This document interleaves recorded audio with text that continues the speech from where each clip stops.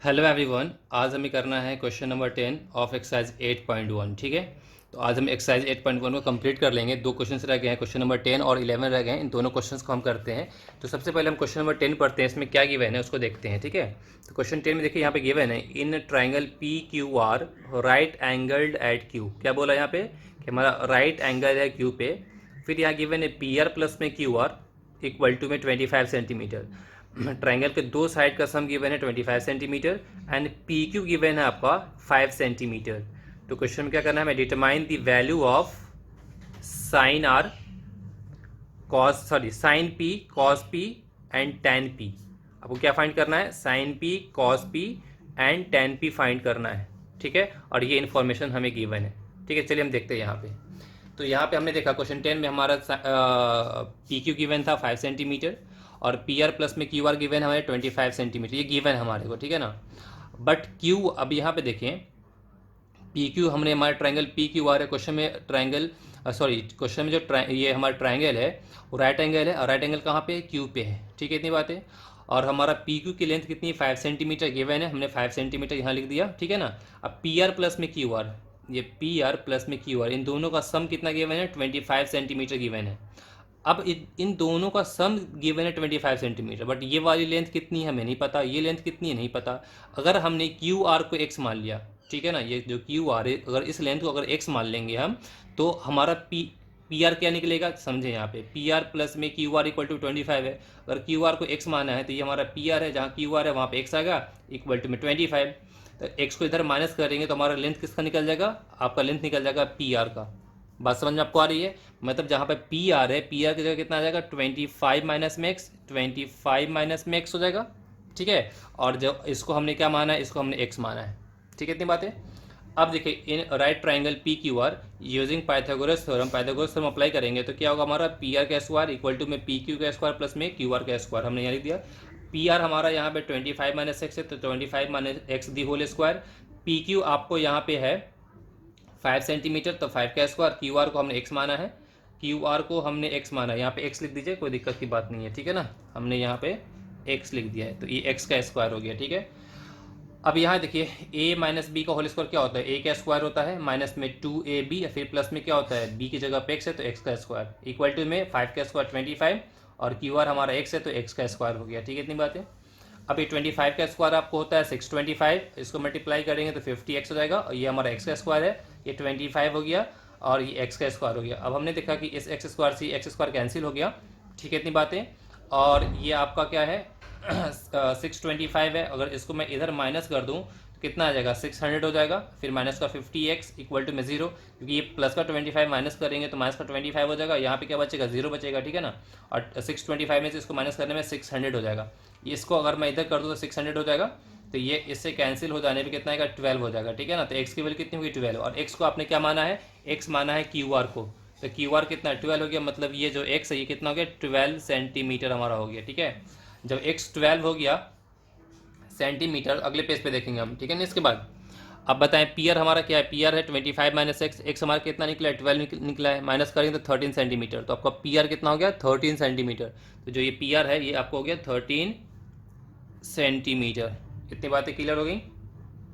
अब हमें क्वेश्चन में क्या फाइंड करना था, साइन पी फाइंड करना था, साइन पी कॉस पी और ten P, not this, theta नहीं है, पी है। ठीक है ना, टेन पी ये फाइंड करना था। ठीक है, अब साइन पी, तो हमारा एंगल कहाँ है, हमारा एंगल यहाँ पे है, पी यहाँ पे। आपको पता है ना कि एंगल के अपोजिट जो होता है, क्योंकि हमारा 90 डिग्री यहाँ पे, तो 90 का अपोजिट हमारा हाइपोटेन्यूज फिक्स हो गया, और जो ये हमारा एक्यूट एंगल पी है इसके अपोजिट क्या होता है, परपेंडिकुलर, और जो एंगल एक्यूट वाला एंगल है उसके साथ वाला जो होता है एडजेसेंट साइड हमारा क्या होता है, बेस होता है। अब ये हमारा यहाँ बेस का काम कर रहा है, और ये हमारा परपेंडिकुलर का, और ये हमारा क्या है, हाइपोटेन्यूज का। और साइन हमारा क्या होता है, साइन हमारा होता है परपेंडिकुलर अपॉन में हाइपोटेन्यूज, साइन क्या होता है हमारा, परपेंडिकुलर अपॉन में हाइपोटेन्यूज। तो बताइए परपेंडिकुलर प्लेस पे क्या 12 है, और हाइपोटेन्यूज कितना है 13, तो 12/13 ये हमारा आंसर हो गया। कॉस पी, कॉस क्या होता है हमारा, बेस अपॉन में हाइपोटेन्यूज है ना, तो बेस अपॉन में हाइपोटेन्यूज, तो बेस हमारा कितना 5 है, और हाइपोटेन्यूज कितनी हमारी 13, ये आंसर हो गया। टेन क्या होता है हमारा, टेन होता है परपेंडिकुलर अपॉन बेस, तो परपेंडिकुलर 12, और बेस हमारा कितना 5, ये तो 12/5 हो गया। दैट्स योर आंसर, सिंपल है, नॉट अ बिग डील, बहुत आराम से आप इसे कर सकते हैं। ठीक है, इतनी बातें, इससे आप नोट डाउन कर लें। इसके बाद हम क्वेश्चन नंबर 11 करते हैं। ठीक है, अब क्वेश्चन 11 देखते हैं।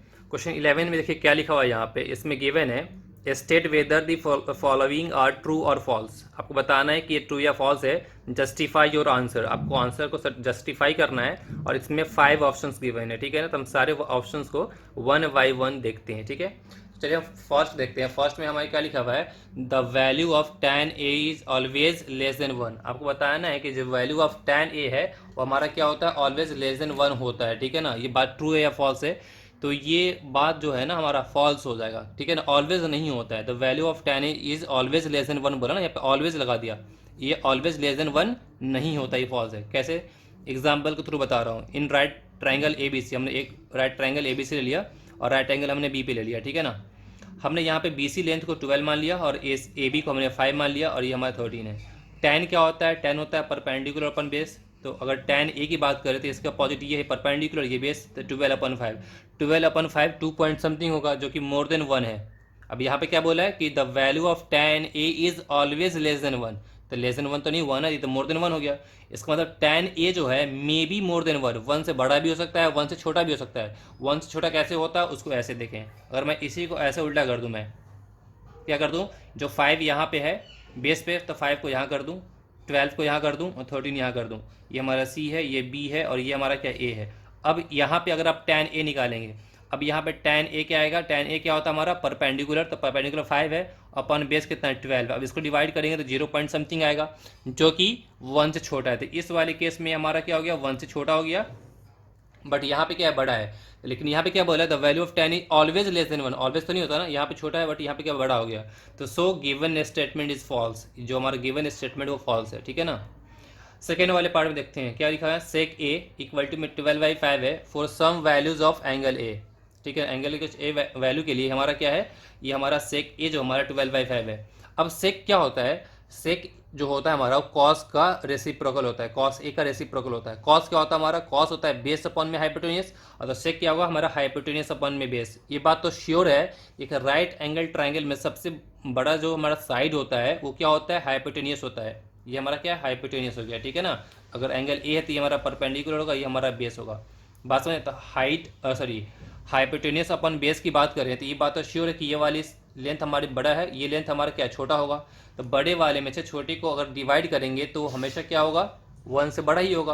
अभी यहाँ पे भी क्या है, इसकी वैल्यू क्या है, इसको डिवाइड करेंगे तो 1 से बड़ा आएगा। यहाँ लिखा and we know in right triangle, in right angle triangle hypotenuse is the largest side. Hypotenuse जो हमारा होता है वो हमारा लार्जेस्ट साइड होता है, तो देयरफॉर सेक ए की जो वैल्यू होगी ना मोर देन 1 होगा, मोर देन 1 होगा। सो गिवन स्टेटमेंट इज ट्रू, जो हमारा गिवन स्टेटमेंट है वो ट्रू है। बात समझ में आ रही नहीं आ रही है। ये हमारा मोर देन 1 क्यों होगा, क्योंकि ये मेरा हाइपोटेनियस जो है वो बेस से बड़ा है। अब न्यूमिनेटर पे कोई वैल्यू जो है मान लेते हैं यहाँ 4 है, यहाँ पे मान लेते हो 3 है, तो डिवाइड करेंगे तो 1 से बड़ा ही होगा ना। बात समझ में आ रही है नहीं आ रही है, क्योंकि हमारा हाइपोटेनियस हमेशा और हमेशा बेस और परपेंडिकुलर से क्या होता है, बड़ा होता है, ठीक है। ये बात हमारा स्टेटमेंट क्या है, ट्रू है, ठीक है ना। इससे नोट डाउन कर लें। इसके बाद हम देखते हैं इसका थर्ड वाला पार्ट। तो क्वेश्चन 11 का थर्ड देखते हैं। थर्ड में क्या लिखा हुआ है, cos A is the abbreviation used for the cosecant of angle ए, जो कि फॉल्स है। जो कोसिकेंट जो है इसका जो एब्रीविएशन होता है वो क्या होता है, कॉसेक होता है, और कॉस का क्या होता है, कोसाइन होता है। बट यहाँ क्या बोला है, cos A is the abbreviation used for the cosecant of angle ए। नहीं, हमने लिखा क्या, फॉल्स है, because cos A means cosine of angle A, cosine होता है। कॉस के लिए क्या होता है, कोसाइन, कोसिकेंट नहीं होता है। कोसिकेंट किसके लिए होता है, वो कॉसेक के लिए होता है, इसलिए यहाँ पे ये फॉल्स है। बात समझ में आ गई, चलिए ठीक है। इसका फोर्थ वाला पार्ट देखते हैं। फोर्थ में क्या गिवन है, cot A is the product of cot and A. गलत, मैंने इंट्रोडक्शन में बताया था कि कॉट ए जो है हमारा प्रोडक्ट नहीं होता है, sine A, tan A, cosec A, जो भी ट्रिग्नोमेट्रिक रेशियोज होते हैं, ये एंगल जो ये प्रोडक्ट में नहीं होता है, ये एक टर्म है, ये अलग अलग नहीं है।